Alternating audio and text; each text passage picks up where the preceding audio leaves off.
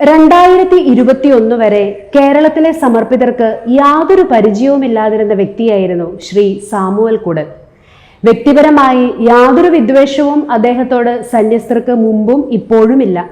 2021 സാമുവലിന്റെ സുവിശേഷം എന്ന തന്റെ യൂട്യൂബ് ചാനലിലൂടെ സമർപ്പിതരെ അടച്ചാക്ഷേപിക്കുകയും അശ്ലീല പദപ്രയോഗങ്ങൾ അതിന്റെ സകല പരിധികളിൽ ലംഘിക്കുകയും ചെയ്തപ്പോഴാണ് സന്യാസിനികൾ അദ്ദേഹത്തിന്റെ വീഡിയോകൾക്കെതിരെ നിയമ നടപടിക്കൊരുങ്ങിയത്. അവഹേളനപരവും വാസ്തവവിരുദ്ധവും തെറ്റിദ്ധാരണാജനകവുമായ കണ്ടന്റുകൾ സന്യസ്തർക്കും അവരുടെ കുടുംബാംഗങ്ങൾക്കും മാത്രമല്ല അവരെ മനസ്സിലാക്കിയിട്ടുള്ള സകലർക്കും വേദനയായി മാറിയപ്പോൾ സഹികെട്ടാണ് വനിതാ കമ്മീഷനിലും മനുഷ്യാവകാശ കമ്മീഷനിലും പോലീസ് സ്റ്റേഷനുകളിലുമായി ഒട്ടേറെ പരാതികൾ നൽകിയത്. സന്യസ്തർ മാത്രമല്ല, അവരുടെ ജീവിതത്തിന്റെ വിലയും വിശുദ്ധിയും തിരിച്ചറിഞ്ഞിട്ടുള്ള അൽമായ സഹോദരങ്ങളും അന്ന് ഞങ്ങൾ സന്യസ്തർക്കൊപ്പം വേദനയിൽ പങ്കുചേർന്നിരുന്നു.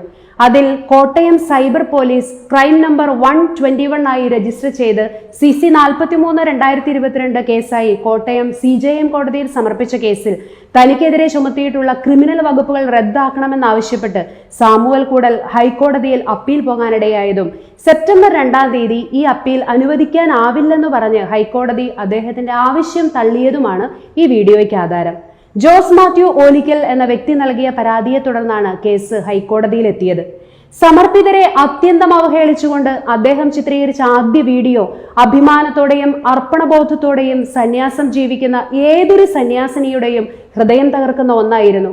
സമാന രീതിയിലുള്ള പല വീഡിയോകളും വീണ്ടും അദ്ദേഹം ഇറക്കിക്കൊണ്ടിരുന്നു. മുറിവേറ്റ സമർപ്പിതർ കേരളത്തിൽ തങ്ങളായിരിക്കുന്ന ഇടങ്ങളിലെ പോലീസ് സ്റ്റേഷനുകളിൽ കയറിയിറങ്ങി കമ്മീഷനുകൾക്ക് പരാതികൾ നൽകി പലപ്പോഴായി കോടതിയെയും സമീപിച്ചു. നല്ലവരായ അൽമായ സഹോദരങ്ങളിലും പലർ അപ്രകാരം ചെയ്തു. തുടർന്ന് സാമുവൽ കുടലിന്റെ ആദ്യ യൂട്യൂബ് ചാനൽ പൂട്ടുകയും മാപ്പപേക്ഷ നടത്തുകയും ചെയ്യേണ്ടി വന്നു. എന്നാൽ ആത്മാർത്ഥതയില്ലാത്ത മാപ്പ് അഭ്യർത്ഥനയ്ക്കൊപ്പവും അതിനുശേഷവും അദ്ദേഹം നടത്തിയ ന്യായീകരണ പ്രസ്താവനകൾ കൂടുതൽ തെറ്റിദ്ധാരണാജനകമായിരുന്നു. സ്ഥാപിത താല്പര്യങ്ങളോടെ സഭയ്ക്കും സന്യാസത്തിനുമെതിരെ നീക്കങ്ങൾ നടത്തുന്ന ചിലരുടെ വാക്കുകൾ കടമെടുത്ത് 10,000-കണക്കിന് സന്യസ്തരെ അടച്ചാക്ഷേപിക്കാൻ കച്ചകെട്ടി ഇറങ്ങുകയാണ് സാമുവൽ കുടൽ ചെയ്തത്.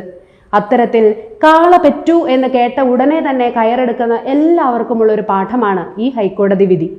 അവഹേളനങ്ങൾക്കും പീഡനങ്ങൾക്കും മുൻപിൽ തലകുനിച്ച് നിശബ്ദയായി നിന്നുകൊടുക്കാൻ നിർബന്ധിതയാകുന്ന ഏതൊരു സ്ത്രീക്കും ദുരാരോപണങ്ങൾക്ക് മുൻപിൽ തകർന്നു പോകുന്ന ഏതൊരാൾക്കും പ്രചോദനം കൂടിയാണ് ഈ വിധി. പരാതികളിലും ആരോപണങ്ങളിലും വാസ്തവങ്ങളും അവാസ്തവങ്ങളും ഉണ്ടായിരിക്കാം. എന്നാൽ ഉപ്പ് തിന്നവർ മാത്രമേ വെള്ളം കുടിക്കേണ്ടതുള്ളൂ.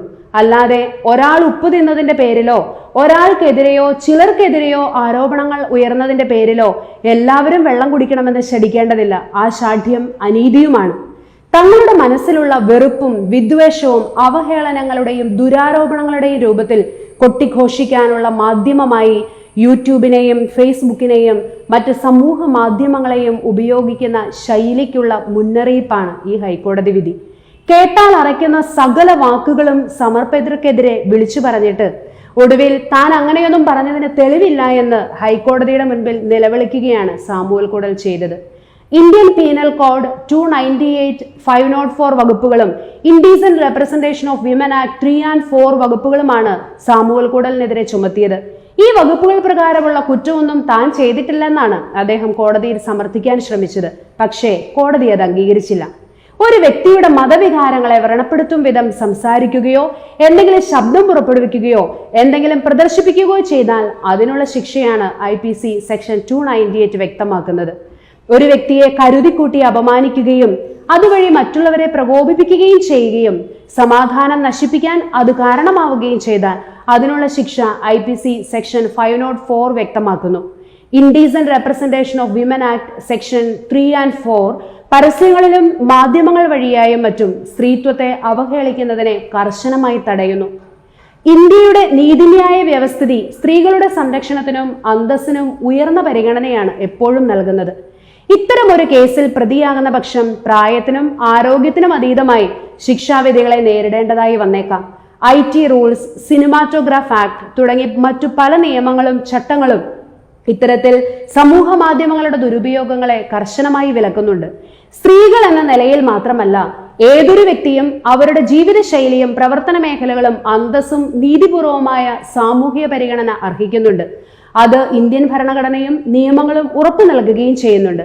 അവഹേളിക്കപ്പെടുന്നവരും ദുരാരോപണങ്ങൾ നേരിടുന്നവരും നിയമപരമായി നീങ്ങുക മാത്രമാണ് ആവശ്യം. സാമുവൽ കൂടലിന്റെ ഹർജിയിൽ ഹൈക്കോടതി സ്വീകരിച്ച നിലപാട് ഇതേ വഴിക്ക് നീങ്ങുന്ന മറ്റുള്ളവർക്കും ഒരു പാഠമായിരിക്കട്ടെ.